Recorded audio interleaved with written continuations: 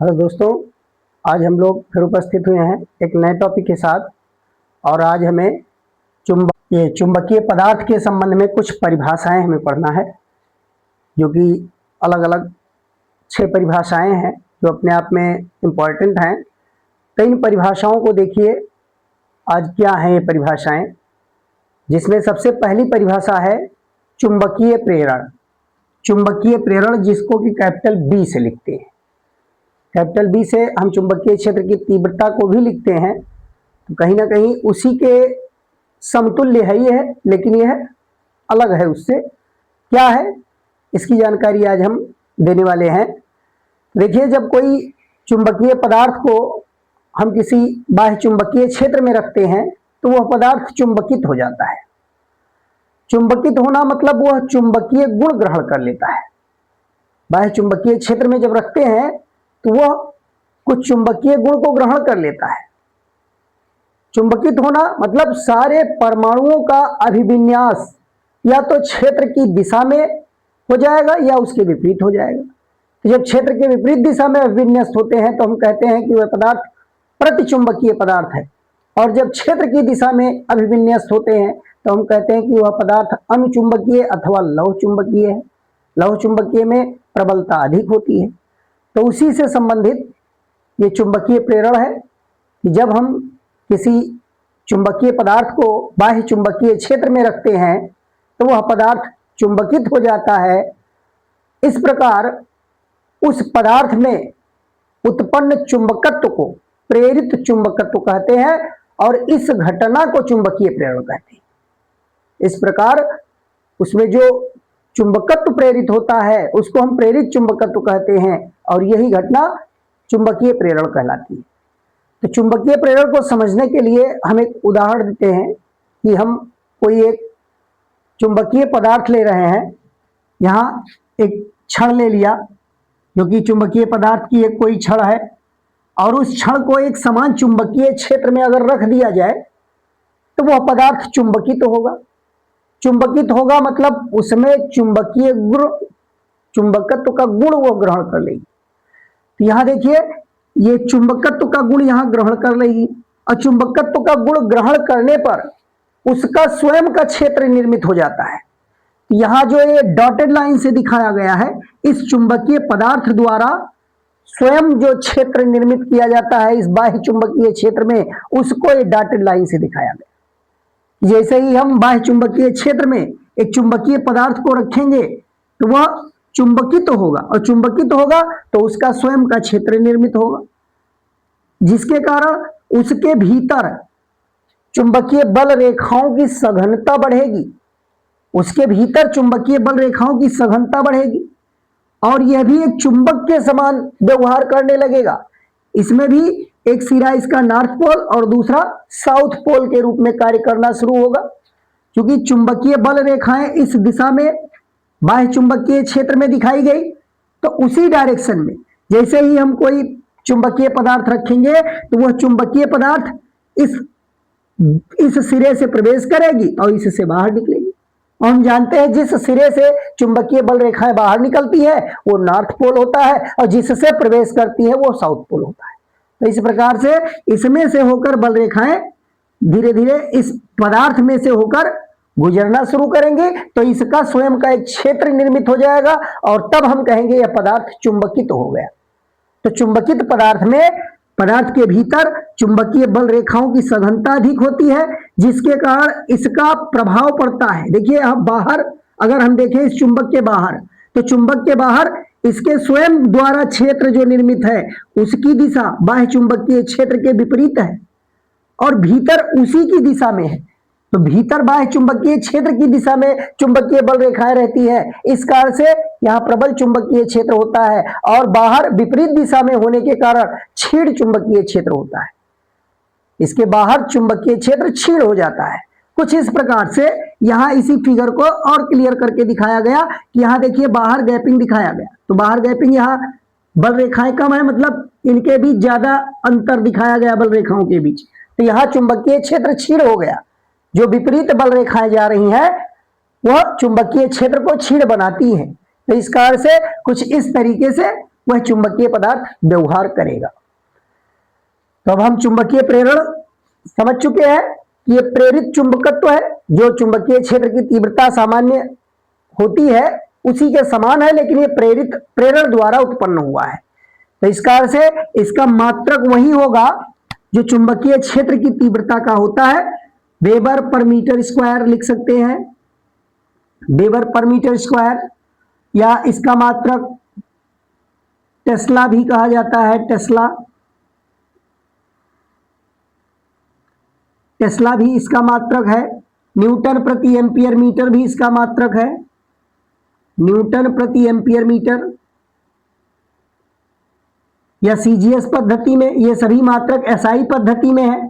CGS पद्धति में अगर इसका मात्रक कहा जाए तो सीजीएस पद्धति में गॉस इसका मात्रक है, गॉस जी से लिखा जाता है, सीजीएस पद्धति में गॉस, जो कि चुंबकीय क्षेत्र की तीव्रता का मात्रक होता है। तो सेम उसी प्रकार का व्यवहार है, जो चुंबकीय क्षेत्र की तीव्रता का मात्रक वही चुंबकीय प्रेरण का मात्रक होगा और विमीय सूत्र भी उसी के समान होगा।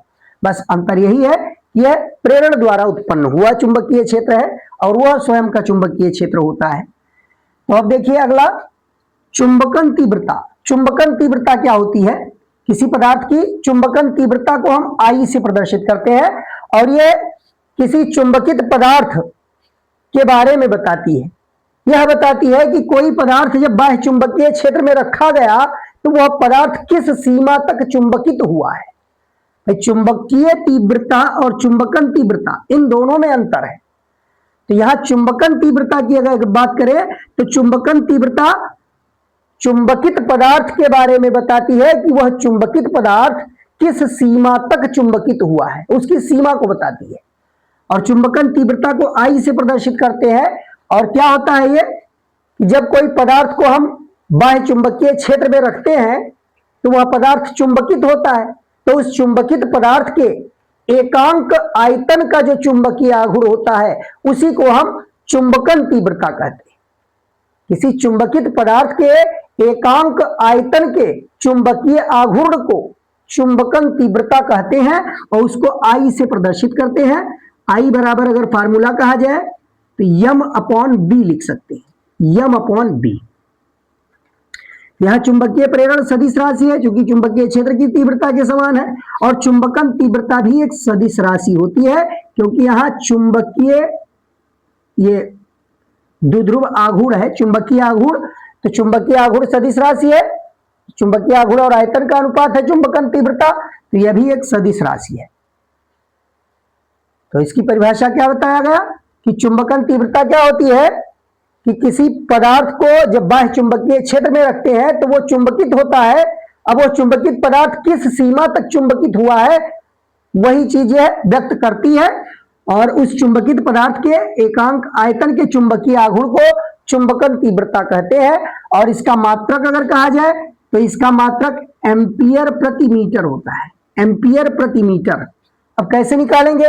तो इसी से निकाला जा सकता है। देखिए यम का मात्रक पीछे पढ़ चुके हैं, एम बराबर आई इंटू ए होता है।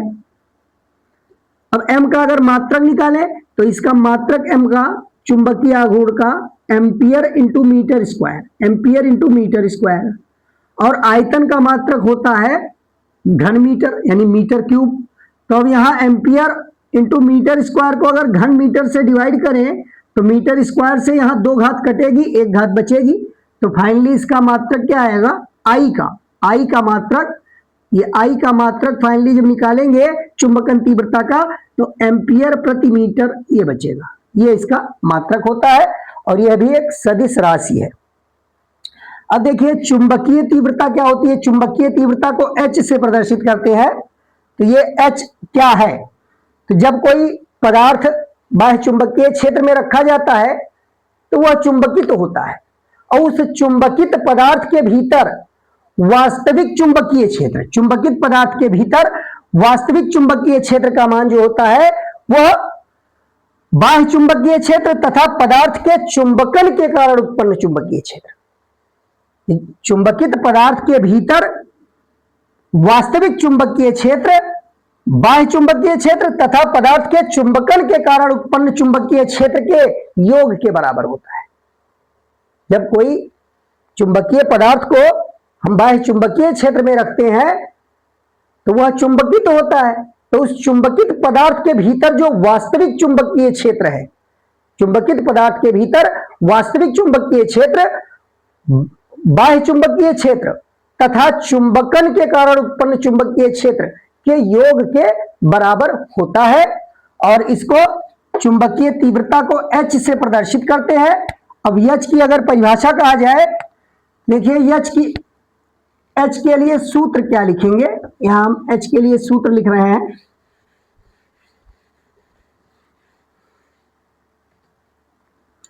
H के लिए सूत्र होगा H बराबर B/μ0 माइनस I, ये फार्मूला होगा। इसको चुंबकीय तीव्रता H कहते हैं।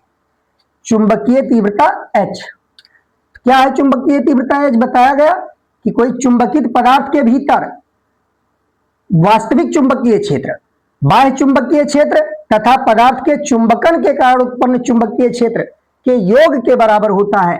तो उसी से यह फार्मूला मिला है, H बराबर B/μ0 माइनस I। इसमें I चुंबकन तीव्रता है और B चुंबकीय प्रेरण है और H को चुंबकीय तीव्रता कहेंगे। यह चुंबकीय तीव्रता है, B चुंबकीय प्रेरण है और I चुंबकन तीव्रता कहलाती है।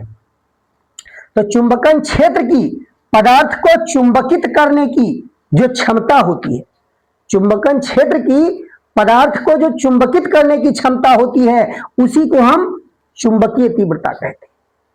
चुंबकन क्षेत्र की पदार्थ को चुंबकित करने की क्षमता को हम चुंबकीय तीव्रता H कहते हैं। और इसका भी मात्रक वही होता है जो चुंबकन तीव्रता का होता है। चुंबकन तीव्रता का मात्रक एम्पियर पर मीटर, इसका भी मात्रक एम्पियर पर मीटर होता है। तो ये सीजीएस पद्धति में इसका मात्रक अगर कहें तो सीजीएस पद्धति में ऑर्स्टेड इसका मात्रक होता है, ऑर्स्टेड। सीजीएस पद्धति में चुंबकीय तीव्रता का मात्रक ऑर्स्टेड होता है और ये एम्पियर पर मीटर जो है वो एमकेएस या एसआई पद्धति में कह सकते हैं, एसआई पद्धति में। अब देखिए चुंबकशीलता क्या होती है किसी पदार्थ की, चुंबकशीलता। तो चुंबकशीलता हमें यह बताती है कि वह पदार्थ चुंबकित होने की क्षमता कितनी है, पदार्थ के चुंबकित होने की क्षमता कितनी है, उसी के बारे में बताती है। और इस पदार्थ के बारे में हम कह सकते हैं कि किसी चुंबकित पदार्थ के चुंबकीय प्रेरण, किसी चुंबकित पदार्थ के चुंबकीय प्रेरण तथा चुंबकीय तीव्रता, चुंबकीय तीव्रता को H से लिखते हैं और चुंबकीय प्रेरण B से, तो इन्हीं का अनुपात है चुंबकशीलता। तो किसी पदार्थ की चुंबकशीलता उस पदार्थ के चुंबकीय प्रेरण तथा चुंबकीय तीव्रता के अनुपात के बराबर होती है। तो चुंबकशीलता की बात करें तो चुंबकशीलता जो म्यू होता है, म्यू ये B और H का अनुपात होता है, B और H का अनुपात होता है, B और H का अनुपात होता है। अब देखिए B और H का अनुपात होने के कारण इसका मात्रक होगा, भाई इसमें वेबर पर मीटर स्क्वायर बताया गया, इसका मात्रक अगर निकाला जाए चुंबकशीलता का तो चुंबकशीलता का मात्रक क्या होगा, चुंबकित पदार्थ के भीतर उत्पन्न चुंबकीय प्रेरण तथा चुंबकीय तीव्रता के अनुपात को उस पदार्थ की चुंबकशीलता कहते हैं। और इसका मात्रक अगर लिखा जाए तो B का मात्रक weber per metre square, weber per metre square, और H का मात्रक चुंबकीय तीव्रता का एम्पियर प्रति मीटर बताया गया, एम्पियर पर मीटर। अब इसको अगर सॉल्व किया जाए तो यहां से आ जाएगा वेबर और ये मीटर स्क्वायर से एक मीटर यहां कैंसिल हो जाएगा, तो ये वेबर पर एम्पियर मीटर कहा जा सकता है, वेबर पर एम्पियर मीटर ये मात्रक होता है चुंबकशीलता का। या इसका एक मात्रक और होता है, भाई चुंबकीय प्रेरण जो ऊपर लिखा गया B, इसका एक मात्रक न्यूटन प्रति एम्पियर मीटर होता है, न्यूटन प्रति एम्पियर इंटू मीटर, और इसका एम्पियर प्रति मीटर। तो अब यहां से सॉल्व करें तो ये मीटर से मीटर कैंसिल हो जाएगा और एम्पियर एम्पियर मल्टीप्लाई होके न्यूटन प्रति एम्पियर स्क्वायर, ये मात्रक बन जाएगा। तो चुंबकशीलता जो म्यू है, इसके भी दो एसआई पद्धति में मात्रक है, एक वेबर पर एम्पियर मीटर और दूसरा न्यूटन प्रति एम्पियर स्क्वायर। तो ये चुंबकशीलता का ये मात्रक होगा। देखिए ये अगला डिफिनेशन है सापेक्ष चुंबकशीलता। सापेक्ष चुंबकशीलता क्या होती है? ये पीछे म्यू के बारे में पढ़ा गया और चुंबकशीलता था माध्यम के लिए, ये सापेक्ष चुंबकशीलता है म्यू आर। क्या होता है सापेक्ष चुंबकशीलता? तो किसी पदार्थ की सापेक्ष चुंबकशीलता उस माध्यम की चुंबकशीलता और निर्वात की चुंबकशीलता के अनुपात के बराबर होती है। तो माध्यम की चुंबकशीलता और निर्वात की चुंबकशीलता के अनुपात को हम उस पदार्थ की सापेक्ष चुंबकशीलता कहते हैं। इसको हम म्यू आर बराबर म्यू बटा म्यू नॉट से प्रदर्शित करते हैं। म्यू बटा म्यू नॉट ये लिखते हैं। अब चूंकि म्यू चुंबकशीलता है माध्यम में और म्यू नॉट निर्वात में चुंबकशीलता है, तो दोनों ही राशियां समान है, इसलिए इन दोनों के मात्रक समान होंगे, विमेय सूत्र समान होंगे। तो सापेक्ष चुंबकशीलता जो होगा वह एक मात्रकहीन राशि और विमाहीन राशि होगा, और निर्वात के लिए इसका मान 1 के बराबर होता है। निर्वात के लिए इसका मान 1 होता है सापेक्ष चुंबकशीलता का, क्योंकि निर्वात में म्यू नॉट का मान 1 के बराबर कहा जाता है। तो ठीक उसी प्रकार ये 1 हो जाएगा माध्यम, और इसका अनुपात जो होगा निर्वात के लिए 1 कहा जाएगा। तो सापेक्ष चुंबकशीलता को हम परिभाषित कर सकते हैं कि किसी पदार्थ की सापेक्ष चुंबकशीलता उस पदार्थ का किसी माध्यम में चुंबकशीलता तथा निर्वात में चुंबकशीलता के अनुपात को पदार्थ की सापेक्ष चुंबकशीलता कहते हैं। या इसको इस प्रकार से भी, इस सूत्र से भी दिखा सकते हैं, म्यू आर बराबर बी बटा बी नॉट, बी बटा बी नॉट। इसमें बी को हम कह सकते हैं कि चुंबकीय फ्लक्स घनत्व। किसी माध्यम में चुंबकीय फ्लक्स घनत्व बी और उसी क्षेत्र के लिए निर्वात का जो चुंबकीय फ्लक्स घनत्व है बी नॉट, इन दोनों के अनुपात को हम चुंबकशीलता कह सकते हैं। तो ये दोनों सेम परिभाषाएं हैं, इसको ही याद रखें तो ज्यादा ठीक है। और इससे भी निकाला जा सकता है कि कोई चुंबकीय क्षेत्र लिया जाए, चुंबकीय पदार्थ को किसी चुंबकीय क्षेत्र में रखें, तो जो उसमें चुंबकीय फ्लक्स घनत्व जो होगा पदार्थ का, उस क्षेत्र में चुंबकीय फ्लक्स घनत्व तथा निर्वात में चुंबकीय फ्लक्स घनत्व के अनुपात को हम सापेक्ष चुंबकशीलता कह सकते हैं। अब देखिए अगला परिभाषा है चुंबकीय सुग्राहिता क्या होती है, या चुंबकीय प्रवृत्ति कह सकते हैं।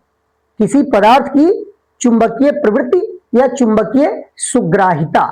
तो चुंबकीय सुग्राहिता जो होती है किसी पदार्थ की, वह चुंबकत्व धारण करने की क्षमता होती है।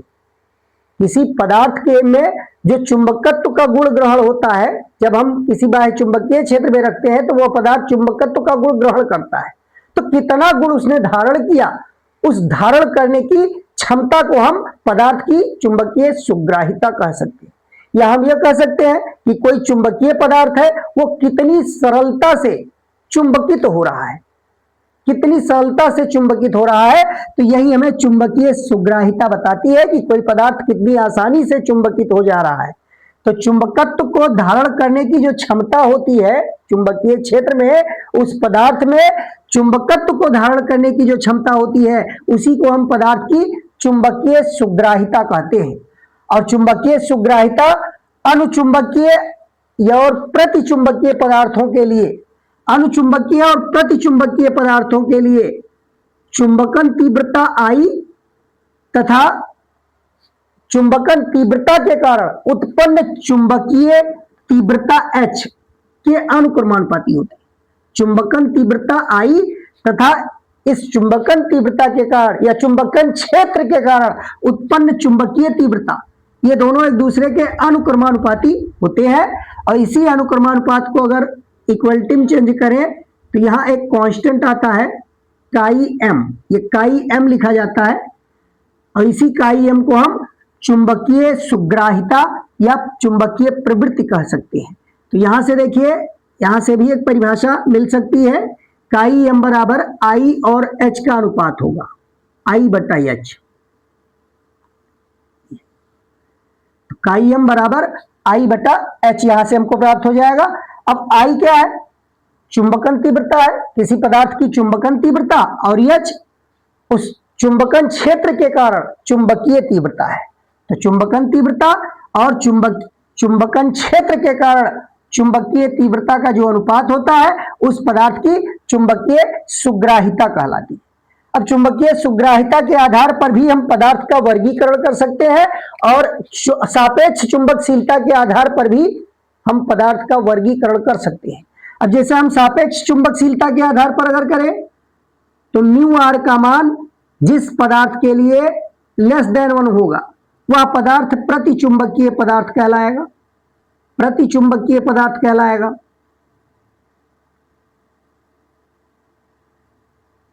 और जिस पदार्थ के लिए म्यू आर का मान ग्रेटर देन 1 होगा वह अनुचुंबकीय पदार्थ कहा जाएगा, अनुचुंबकीय पदार्थ। और जिस पदार्थ के लिए म्यू आर का मान ग्रेटर देन 1, एक से बहुत बड़ा है, तो वह पदार्थ कहा जाएगा लौह चुंबकीय पदार्थ, लौह चुंबकीय पदार्थ। तो ठीक इसी प्रकार हम चुंबकीय सुग्राहिता के आधार पर भी पदार्थ का वर्गीकरण कर सकते हैं। जिस पदार्थ के लिए काई एम का मान, जिस पदार्थ के लिए काई एम का मान 0 है तो उसको हम कहेंगे निर्वात। निर्वात के लिए काई एम का मान 0 के बराबर होगा।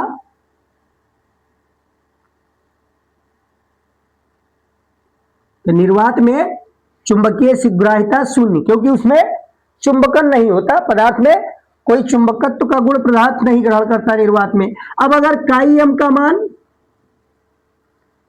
का मान ऋणात्मक या धनात्मक हो सकता है, तो अगर ऋणात्मक है, कोई ऋणात्मक वैल्यू है, ऋणात्मक मतलब लेस देन 0, काई एम अगर लेस देन 0 है तो हम कहेंगे वह पदार्थ प्रतिचुंबकीय पदार्थ होगा। प्रतिचुंबकीय पदार्थ के लिए ऐसा होता है, प्रतिचुंबकीय पदार्थ के लिए काई एम का मान लेस देन 0 होता है, यानी ऋणात्मक मान होता है। और अगर काई एम का मान धनात्मक है, तो धनात्मक वैल्यू मतलब 1 से बड़ी वैल्यू। तो काई एम का मान किसी पदार्थ के लिए अगर धनात्मक है यानी ग्रेटर देन 0 है तो वह पदार्थ अनुचुंबकीय पदार्थ कहलाएगा, अनुचुंबकीय पदार्थ। और यदि किसी पदार्थ के लिए काई एम का मान ग्रेटर देन, धनात्मक है लेकिन बहुत ज्यादा धनात्मक है, ये ग्रेटर देन 0 बड़ा मान है, धनात्मक में बड़ा मान है, तब इसको कहेंगे लौह चुंबकीय पदार्थ।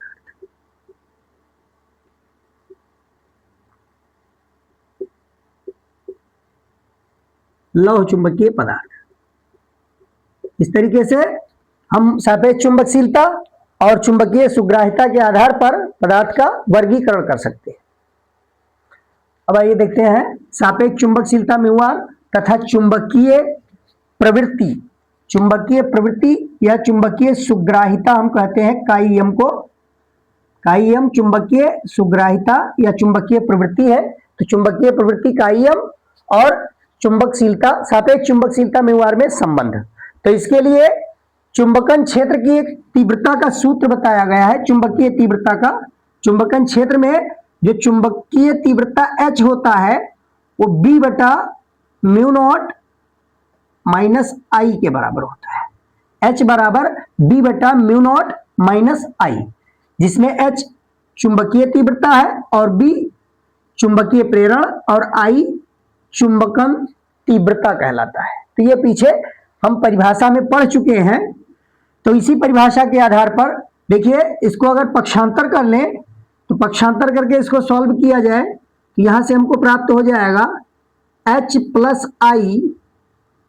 Plus I equal to B upon mu naught, ये मिल जाएगा। म्यू नॉट से यहां गुणा कर दे तो B इक्वल टू प्राप्त होगा, B equal to mu naught into H plus I अब ये पढ़ चुके हैं हम I बराबर काई एम इंटू एच। भाई काई एम चुंबकीय सुग्राहिता होता है, तो चुंबकीय सुग्राहिता ये I और H का अनुपात होता है। तो यहां से I बराबर अगर निकाले तो काई एम इंटू एच इसमें रख दीजिए। तो यहां देखिए हमको क्या मिल जाएगा, चुंबकीय प्रेरण B बराबर mu naught H plus I को लिख सकते हैं काई एम इंटू एच। अब यहां दोनों में H कॉमन है, H को कॉमन निकाल लीजिए। यहां मिल जाएगा म्यू नॉट H और ये 1 प्लस काई एम हो जाएगा, 1 प्लस काई एम।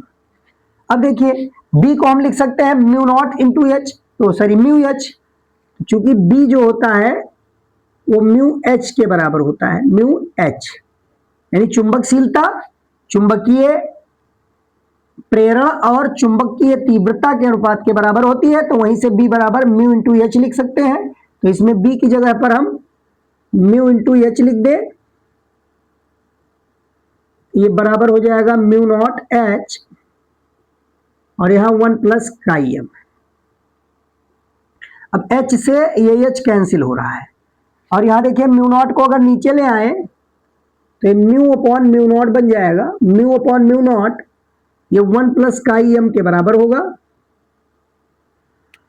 और म्यू बटा म्यू नॉट इसको हम सापेक्ष चुंबकशीलता म्यू आर कह सकते हैं। म्यू आर बराबर होता है म्यू अपॉन म्यू नॉट। तो इस प्रकार से हमको देखिए संबंध प्राप्त हो रहा है, म्यू बटा म्यू नॉट को हम सीधे म्यू आर लिख दे तो संबंध प्राप्त हो जाएगा। यहां से देखिए म्यू आर बराबर 1 प्लस काई एम, ये हमको सूत्र प्राप्त हो गया। अब आइए जानते हैं प्रतिचुंबकीय, अनुचुंबकीय तथा लौह चुंबकीय पदार्थों की विशेषताएं। क्या विशेषताएं होती हैं? तो जिसमें सबसे पहले प्रतिचुंबकीय पदार्थ, हम प्रतिचुंबकीय पदार्थ के बारे में पढ़ चुके हैं कि प्रतिचुंबकीय पदार्थ वह पदार्थ होता है जो बाह्य चुंबकीय क्षेत्र में रखे जाने पर क्षेत्र के विपरीत दिशा में चुंबकित होता है, या चुंबकीय क्षेत्र अगर प्रबल है या प्रबल चुंबक के ध्रुवखंडों के समीप ऐसे पदार्थों को ले जाए तो वो क्षेत्र के विपरीत दिशा में प्रतिकर्षित हो जाता है। तो ऐसे पदार्थों को प्रतिचुंबकीय पदार्थ कहते हैं और उनके इस गुण को हम प्रतिचुंबकत्व कहते हैं।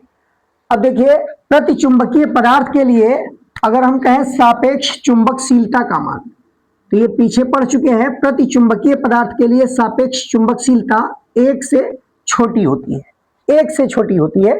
और अगर चुंबकीय सुग्राहिता की बात करें तो चुंबकीय सुग्राहिता प्रतिचुंबकीय पदार्थ की ये ऋणात्मक होती है, निगेटिव वैल्यू होती है, लेस देन 0 यानी ऋणात्मक मान होता है,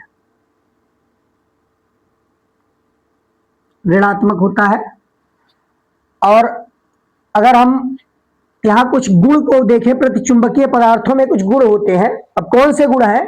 तो यहां एक गुण की चर्चा की गई कि यदि हम प्रतिचुंबकीय पदार्थ को किसी चुंबक के ध्रुव खंडों के बीच रख दें, किसी चुंबक के ध्रुव खंडों के बीच रख दें, तो प्रतिचुंबकीय पदार्थ जो होता है वह चुंबकीय क्षेत्र की दिशा के लंबवत हो जाएगा। प्रतिचुंबकीय पदार्थ चुंबकीय क्षेत्र की दिशा के लंबवत हो जाता है। क्यों लंबवत हो जाता है? तो देखिए प्रतिचुंबकीय पदार्थ है वो बाह्य चुंबकीय क्षेत्र में प्रतिकर्षित होता है, तो दोनों ध्रुव में प्रतिकर्षण बराबर उत्पन्न होगा, इस कारण से वह सीधा लंबवत हो जाएगा। ये चुंबकीय क्षेत्र की दिशा दिखाई गई नॉर्थ से साउथ पोल की ओर, और यहां देखिए ये प्रतिचुंबकीय पदार्थ को दिखाया गया है कि बाह्य चुंबकीय क्षेत्र में रखेंगे तो प्रतिचुंबकीय पदार्थ क्षेत्र के दिशा के लंबवत हो जाएगा। और फिर ये दूसरा गुण देखिए, ये पहले गुण को दिखाया गया है इसमें कि प्रतिचुंबकीय पदार्थ को 2 चुंबकीय ध्रुव खंडों के बीच रखेंगे तो वो क्षेत्र के लंबवत होगा। और दूसरा यहां दिखाया गया कि अगर हम कोई प्रतिचुंबकीय द्रव ले लें, कोई प्रतिचुंबकीय द्रव ले ले और उसको एक प्याली में भरकर इस प्रकार से दो एक दूसरे के समीप चुंबकीय ध्रुव खंड, प्रबल चुंबकीय ध्रुव खंड एक दूसरे के समीप हो, उनके ऊपर इस प्रकार से अगर रख दें तो वह प्रतिचुंबकीय पदार्थ का जो मध्य वाला तल है वह तल कुछ नीचे की ओर दब जाएगा, मध्य वाला तल कुछ नीचे की ओर दब जाएगा, क्योंकि मध्य में चुंबकीय क्षेत्र प्रबल है, और प्रबल चुंबकीय क्षेत्र होने के कारण ये मध्य में क्या होगा, नीचे की ओर दब जाएगा, प्रतिकर्षित कर देगा पदार्थ को। मध्य वाले पर जो उभार है उसका मध्य वाला जो सतह है वो प्रतिकर्षण के कारण कुछ नीचे की ओर दब जाएगा। और मान लीजिए इन्हीं चुंबकीय ध्रुवखंडों को दूर दूर कर दे, इनके बीच की दूरी बढ़ा दे, तो चुंबकीय ध्रुवखंडों को दूर करने पर अब यहां प्रतिकर्षण किनारों वालों पर कार्य करेगा। जो किनारे तल है इस चुंबकीय ध्रुवखंड के समीप वाले तल है उन पर प्रतिकर्षण के कारण उनका तल कुछ नीचे हो जाएगा और बीच वाला जो तल होगा वो कुछ ऊपर की ओर उभर जाएगा।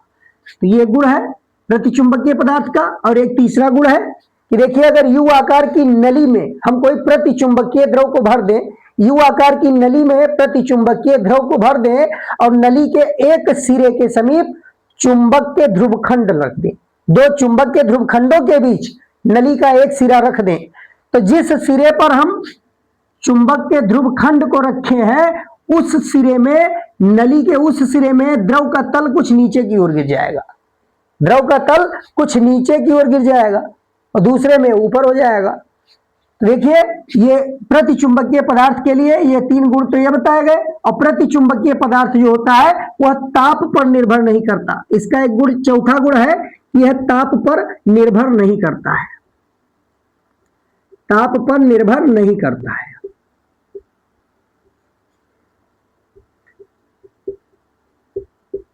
तो ये चार गुण इसके हो गए। अब आइए बताते हैं अनुचुंबकीय पदार्थ की क्या विशेषताएं हैं। अनुचुंबकीय पदार्थ की,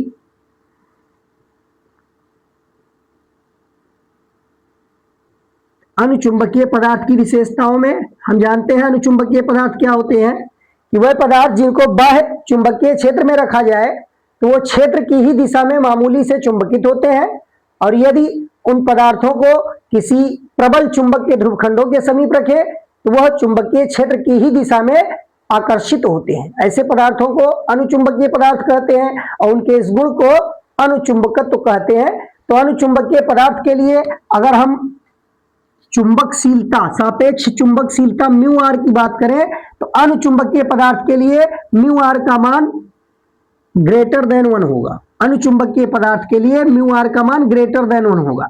और काई एम का मान, तो काई एम का मान इसके लिए 0 से बड़ा यानी एक धनात्मक वैल्यू होगा, 0 से बड़ा होगा, धनात्मक वैल्यू होगा। और अगर बात करें हाँ इस गुण पर, भाई अनुचुंबकीय पदार्थ के इस गुण पर अगर बात करें तो यहां अनुचुंबकीय पदार्थ का अगर कोई हम क्षण ले रहे हैं और उसको हम चुंबक के ध्रुवखंडों के बीच रखेंगे तो वो क्षेत्र के अनुदिश, क्षेत्र की ही दिशा में संरेखित हो जाएगा। इस प्रकार से दो चुंबकीय ध्रुवखंड के बीच अगर रख दें अनुचुंबकीय पदार्थ को तो वो क्षेत्र की ही दिशा में, ये साउथ पोल इधर, नॉर्थ पोल इधर, क्षेत्र की ही दिशा में वो संरेखित हो जाएगा। इस क्षेत्र की ही दिशा में वो संरेखित हो जाएगा।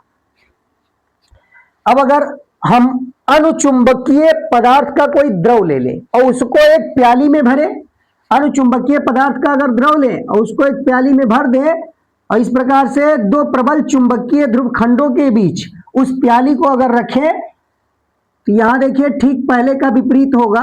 अब की बार इसका जो बीच वाला तल होगा वो कुछ उभरा रहेगा, ये कुछ उभरा रहेगा और किनारे वाला तल दब जाएगा। बीच में कुछ उभार मिलेगा और किनारे वाला तल दब जाएगा। और अगर इन ध्रुवखंडों को दूर दूर करें तो अब इसका विपरीत हो जाएगा। ध्रुवखंडों को अगर दूर दूर किया जाए तो ध्रुवखंडों को दूर दूर करने पर अब की बार बीच में दबा हुआ मिलेगा तल, ये बीच में कुछ दबा हुआ तल मिलेगा और किनारों पर उभार मिलेगा। इस तरीके से यानी पहले का विपरीत हो जाएगा। क्यों हो रहा है? क्योंकि अब गुण चेंज हो रहा है। अनुचुंबकीय पदार्थ है, अनुचुंबकीय पदार्थ चुंबक के ध्रुवखंड के समीप जब रहेंगे तो यहाँ चुंबक के ध्रुव, ये प्रबल, बीच में प्रबल चुंबकीय गुण होगा तो इसके कारण बीच में चुंबकीय क्षेत्र अधिक प्रबल है, अनुचुंबकीय पदार्थ है तो बीच में क्या होगा, उभार आ जाएगा। और अगर इनको दूर दूर कर दिया जाए तो किनारों पर आकर्षण दिखाई देगा, किनारे वाले पर आकर्षण होने के कारण बीच में कुछ दबा हुआ तल दिखाई देगा। और इसमें उल्टा होता है, अगर अनुचुंबकीय पदार्थ के द्रव को किसी यू आकार की नली में भरे और उस नली के एक सिरे पर चुंबकीय ध्रुवखंड को लाएं।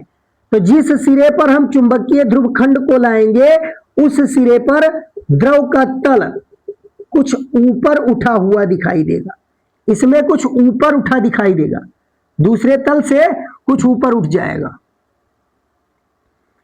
यानी प्रति चुंबकीय पदार्थ का ठीक विपरीत यहां देखने को मिलेगा। प्रति चुंबकीय पदार्थ में जो भी गुण थे वही गुण यहां विपरीत दिखाई दे रहे हैं। प्रति चुंबकीय पदार्थ में क्या था, लंबवत होता था। अनुचुंबकीय पदार्थ में यह क्षेत्र की दिशा में संरेखित हो जाएगा। और वहां अनुचुंबकीय प्रतिचुंबकीय में बीच में उभार था कम, जब नजदीक एक दूसरे के चुंबकीय ध्रुवखंड होते थे तो बीच में दब जाता था, और इसमें ऊपर की ओर उभर जाएगा। और जब दूर दूर कर देंगे तो उसमें उभार आता था और यहाँ बीच में दब जाएगा। और अगर यू आकार की नली में यहां अगर प्रतिचुंबकीय पदार्थ भरा है तो चुंबकीय ध्रुवखंड के बीच जल का तल नीचे गिरेगा। अनुचुंबकीय पदार्थ भरेंगे तो जल का तल ऊपर उठ जाएगा, दूसरे सिरे की अपेक्षा ये कुछ ऊपर उठ जाएगा। और यह ताप पर निर्भर करता है, ये ताप पर निर्भर करता है। अब किस प्रकार निर्भर करता है ताप पर, तो इसमें जो अनुचुंबकीय पदार्थ होते हैं, अनुचुंबकीय पदार्थ की जो चुंबकीय सुग्राहिता होती है, चुंबकीय सुग्राहिता ये केल्विन ताप के व्युत्क्रमानुपाती होती है। अनुचुंबकीय पदार्थ की सुग्राहिता केल्विन ताप के यानी परम ताप के व्युत्क्रमानुपाती होती है। काईएम प्रोपोर्शनल टू 1/T।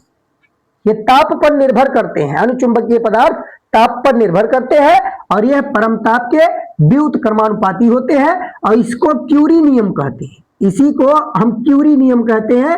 यह क्यूरी नियम का ही लघु रूप है, उसी से यह प्राप्त हुआ है, तो यह क्यूरी नियम कहलाता है। अब क्या है क्यूरी नियम, भाई क्यूरी नियम पूरा क्या है, तो आइए जानते हैं क्यूरी का पूरा नियम है क्या। ये क्यूरी नियम से ही प्राप्त रिजल्ट है काईएम प्रोपोर्शनल 1/T। अनुचुंबकीय पदार्थ के लिए ही क्यूरी नियम दिया गया था। क्या है क्यूरी नियम,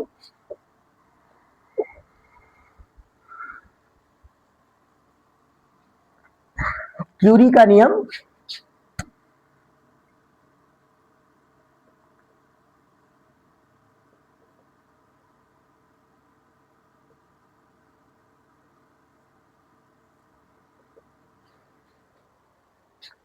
तो क्यूरी के नियम में एक वैज्ञानिक थी मैडम क्यूरी, उन्होंने 1895 में अनुचुंबकीय पदार्थ से संबंधित कुछ बातें बताई थी कि अनुचुंबकीय पदार्थ जो होते हैं वह चुंबकन क्षेत्र में उनकी जो चुंबकन तीव्रता होती है वह चुंबकीय तीव्रता के अनुक्रमानुपाती तथा केल्विन ताप के व्युत्क्रमानुपाती होती है। अनुचुंबकीय पदार्थ का चुंबकन क्षेत्र में चुंबकीय तीव्रता चुंबकन तीव्रता के अनुक्रमानुपाती। देखिए क्यूरी ने क्या बताया, तो क्यूरी ने यही बताया था कि कोई अनुचुंबकीय पदार्थ है तो अनुचुंबकीय पदार्थ की चुंबकन तीव्रता I उसके चुंबकन तीव्रता H के उसके चुंबकीय तीव्रता H के अनुचुंबकीय पदार्थ की चुंबकन तीव्रता I उस चुंबकन क्षेत्र की चुंबकीय तीव्रता H के प्रोपोर्शनल होती है तथा यही चुंबकन तीव्रता I केल्विन ताप के इनवर्सली प्रोपोर्शनल होती है, व्युत्क्रमानुपाती। अब इन्हीं दोनों बातों को एक में कंबाइन किया जाए तो हम कह सकते हैं I totally proportional to H/T। और इसी प्रोपोर्शनलिटी को जब इक्वलिटी में बदला गया था तो यहां I बराबर एक कांस्टेंट C आ गया था जिसको क्यूरी नियतांक कहते हैं। ये C कांस्टेंट जो आया है ये क्यूरी नियतांक है, तो इसी को हम क्यूरी का नियम इस समीकरण को कहते हैं। यही समीकरण क्यूरी नियम कहलाता है। अब देखिए इसी को सरल करके हम और भी रूप में लिख सकते हैं। कैसे सरल करें, तो हम अगर I और H का अनुपात ले लें, इस H को अगर इधर ले आए तो यहां देखिए I/H ये बराबर हो जाएगा C/T, C/T हो जाएगा। और I/H हम पढ़ चुके हैं काईएम के बराबर होता है, ये काईएम के बराबर होता है। काईएम ये बराबर है I/H के। तो अब यहां I/H की जगह पे जब काईएम रखेंगे तो हमको ये लघु रूप मिल जाएगा इसका, काई बराबर C बटा टी। अब C क्या है? क्यूरी नियतांक है। इसमें C जो है वो क्यूरी नियतांक है।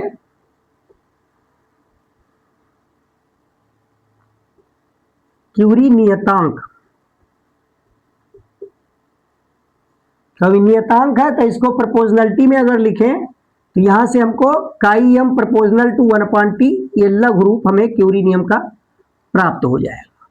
क्यूरी नियम का ये लघु रूप कहा जाएगा। इस प्रकार से क्यूरी का नियम है, और क्यूरी का नियम ये इस समीकरण को कहा गया क्यूरी का नियम, और इसी का लघु रूप है। मतलब कोई अनुचुंबकीय पदार्थ है तो अनुचुंबकीय पदार्थ की चुंबकीय सुग्राहिता उसके केल्विन ताप के व्युत क्रमानुपाती होती है, इसी से हमें मालूम चला था। अब देखिए अगला, लौह चुंबकीय पदार्थ क्या होते हैं? लौह चुंबकीय पदार्थ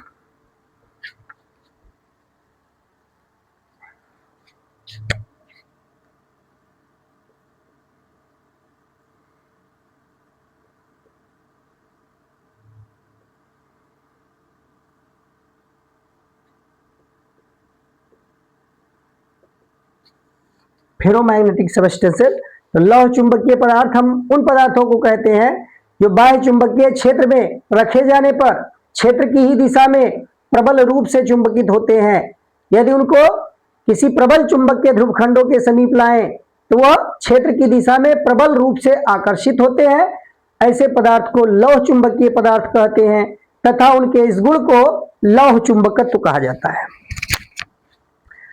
देखिए, लौह चुंबकीय पदार्थ के लिए म्यू आर का मान, लौह चुंबकीय पदार्थ के लिए म्यू आर का मान ग्रेटर देन 1 होता है, एक से बहुत बड़ा होता है। म्यू आर का मान लौह चुंबकीय पदार्थ के लिए एक से बहुत बड़ा होता है। और बात करें काई एम की चुंबकीय सुग्राहिता, यह 0 से बहुत बड़ी होती है, यानी धनात्मक वैल्यू होती है, 0 से बड़ी होती है लौह चुंबकीय पदार्थ के लिए। और लौह चुंबकीय पदार्थ में इसका अपना एक स्वतंत्र ध्रुव होता है। लौह चुंबकीय पदार्थों का अपना स्वतंत्र ध्रुव होता है, और ये पदार्थ ताप पर निर्भर करते हैं। लौह चुंबकीय पदार्थ की ताप पर निर्भरता हम क्यूरी नियम से जान सकते हैं। तो क्यूरी ताप क्या होता है? क्यूरी बीन्स के नियम पर, हम क्यूरी बीन्स के नियम के अनुसार लौह चुंबकीय पदार्थ की ताप पर निर्भरता बताते हैं। तो उसमें जरूरत पड़ेगी क्यूरी ताप की। तो पहले समझ लीजिए क्यूरी ताप क्या है। तो क्यूरी ताप, यदि हम लौह चुंबकीय पदार्थ को गर्म करें, यदि हम लौह चुंबकीय पदार्थ को गर्म करें तो एक निश्चित ताप पर पदार्थ का लौह चुंबकत्व का गुण समाप्त हो जाता है और पदार्थ अनुचुंबकीय पदार्थ के समान व्यवहार करने लगता है। अतः वह ताप जिसके नीचे पदार्थ लौह चुंबकीय होता है तथा जिसके ऊपर वह अनुचुंबकीय हो जाता है, क्यूरी ताप कहलाता है। क्यूरी ताप वह ताप होता है जिसके नीचे पदार्थ लौह चुंबकीय होता है और जिसके ऊपर पदार्थ अनुचुंबकीय हो जाता है, तो उस ताप को हम क्यूरी ताप कहते हैं। तो कुछ एग्जाम्पल देख लीजिए कि जैसे कोबाल्ट के लिए क्यूरी ताप होता है 1121 डिग्री सेल्सियस। कोबाल्ट का क्यूरी ताप है 1121 डिग्री सेल्सियस। और लोहा का अगर कहें, आयरन का, तो आयरन का क्यूरी ताप होता है 770 डिग्री सेल्सियस। इसी प्रकार से निकिल का अगर क्यूरी ताप कहा जाए तो निकिल का क्यूरी ताप 358 डिग्री सेल्सियस होता है। तो अलग अलग लौह चुंबकीय पदार्थ ये तीनों है, कोबाल्ट और आयरन और निकिल, ये लौह चुंबकीय पदार्थ है। इनके क्यूरी ताप ये दिए गए हैं कि कोबाल्ट को अगर 1121 डिग्री सेल्सियस तक गर्म करे तो उसका लौह चुंबकत्व का गुण समाप्त हो जाएगा। इसी प्रकार से आयरन को अगर 770 डिग्री सेल्सियस गर्म कर दे तो लौह चुंबकत्व का गुण समाप्त होगा, अनुचुंबकत्व इसके ऊपर अनुचुंबकीय पदार्थ के समान व्यवहार करेगा। और निकिल का 358 डिग्री सेल्सियस पर लौह चुंबकत्व का गुण समाप्त होता है। अब जो निर्भरता है ताप की लौह चुंबकीय पदार्थ के लिए, ताप की जो निर्भरता है उसको क्यूरी बीन्स नियम के आधार पर, क्यूरी बीन्स नियम,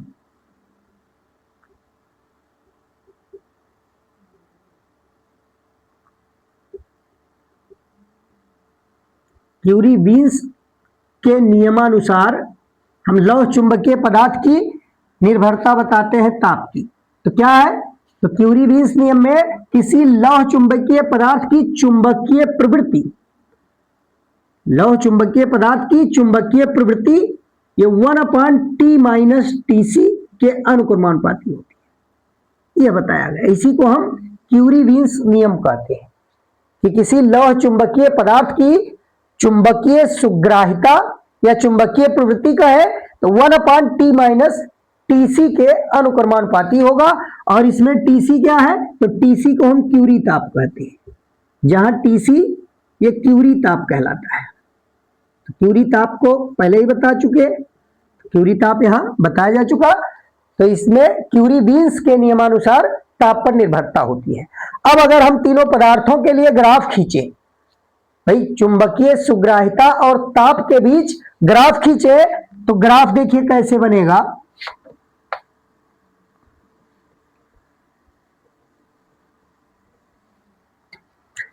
तो प्रति चुंबकीय पदार्थ के लिए अगर हम ग्राफ खींचे, प्रति चुंबकीय पदार्थ के लिए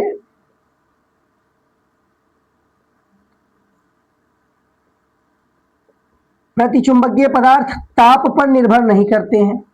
तो ताप पर निर्भर नहीं करते हैं, तो अगर हम ताप और चुंबकीय सुग्राहिता काई एम के बीच ग्राफ खींचे तो यहां ग्राफ एक्स अक्ष के समांतर बनेगा। ये ताप पर निर्भर नहीं करता है, इसलिए इसके लिए ग्राफ एक्स अक्ष के समांतर मिलेगा। अनुचुंबकीय पदार्थ के लिए अगर खींचा जाए, अनुचुंबकीय पदार्थ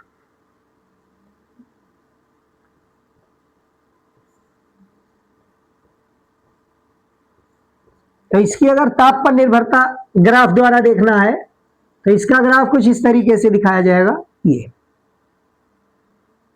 ये काई-एम अनुचुंबकीय पदार्थ की चुंबकीय सुग्राहिता है, काई-एम, और ये परम ताप, केल्विन ताप कह सकते हैं। तो यहां बताया गया जो चुंबकीय सुग्राहिता है ये केल्विन ताप के व्युत्क्रमानुपाती है, तो इसलिए यहां ग्राफ कुछ इस तरीके से दिखाई देगा। अब अगर लौह चुंबकीय पदार्थ के लिए ग्राफ खींचा जाए, लौह चुंबकीय पदार्थ का,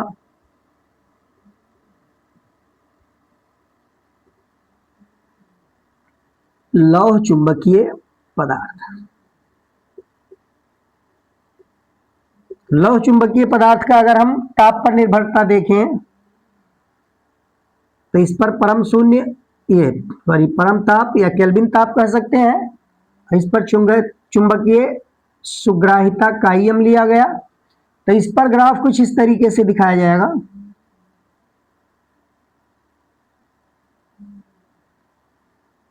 कुछ इस तरीके से ग्राफ मिलेगा हमको।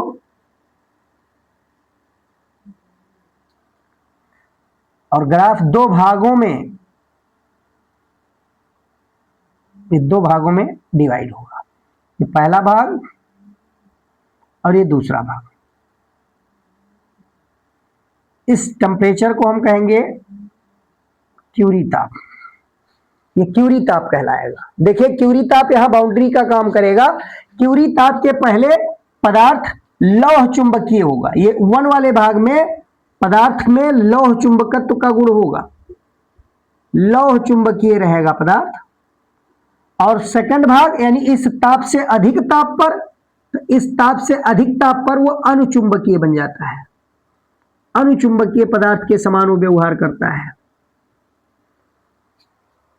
तो ये ग्राफ के आधार पर भी हम लोग अनुचुंबकीय, लौह चुंबकीय और प्रतिचुंबकीय की विशेषताएं देख चुके हैं, इनके गुणों का वर्णन कर चुके हैं। अब आगे इनके उत्पत्ति का कारण, वैद्युत क्षेत्र का प्रभाव या अन्य भी घटनाएं जो हैं वो नेक्स्ट क्लास में बताया जाएगा। धन्यवाद।